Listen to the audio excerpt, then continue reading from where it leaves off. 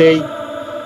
গত 52 বছরে কোনো মৌলবাদী দল ক্ষমতায় আসতে পারেনি, বরং দিনে দিনে তাদের ক্ষমতা শক্তি আরো কমে যাচ্ছে।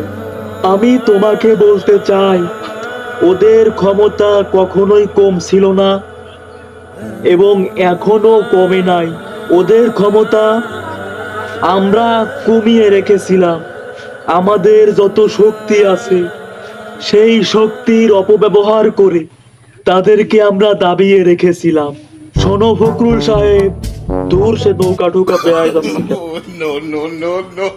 শোনো ফখরুল সাহেব, ওদের ক্ষমতা কখনো কমে না, কারণ ওরা আমাদের মতো যেখানে সেখানে ক্ষমতা দেখায় না।